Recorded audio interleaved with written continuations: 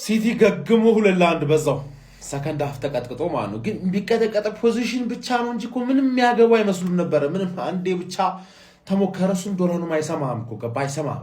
ሃላንድ ራሱ ወደ ኋላ ተመልሶ እየተከላከለ ነበር ማለት ፊልሚያ ተፋለሙ ሲቲ ነጥባቸውን ይዘው ለመውጣት ማለት ብቸኛ ያየነው ፖዚቲቭ ነገር ሰከንድ ሃፍ ማፈግፈጋቸው ነው። ያ ኖርማል ነው። ሰከንድ ሃፍ አንዳንዴ ያቻ ይደረግብሃል፣ አንዳንዴ ይገባብሃል፣ አንዳንዴ ደግሞ ይዘት ወጣለ። ገባር ሊጉ እንደዚህ ሆኗል። ሊጉ እንደዚህ ሁለቱንም ሃፍ መደብደብ በጣም ከባድ ሆኗል። አሁን በዚህ ሊግ ማለት ኒውካስል ዝም ብለሽ ተኛሻ አንቻድክ ጎርደን ጀግና ናት።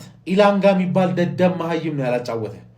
ገባር ልክስክስ ኳስ ማቀበል ምናምን አይችል ማለት የሆነ ኳስ እኮ በቃ ዝም ብሎ የሚሰጥህ እኮ ያለቀለት ነበር ያለቀለት ማለት ያው ዱራኑማ ማለት ይጠበቅባል። እሱ ከባድ ነገር ነው፣ ግን ምንም ማድረግ አይቻልም። ነገ ያርሰናል ልጋፊ ከክለባችን ጎን እንደሆንን ማሳየት አለብን።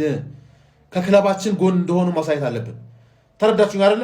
እንዳትቀሩ። ፓርኪንግ አለ፣ የሰላት ቦታ አለ፣ የምታፈጥሩበት ቦታ አለ። ሁሉም ነገር ዘጋጅቷል። ብስራተ ገብርኤል አዶት እንዳትቀሩ። ዶሮዋን እንገነጣጠራታለን፣ እናፈጥርባታለን።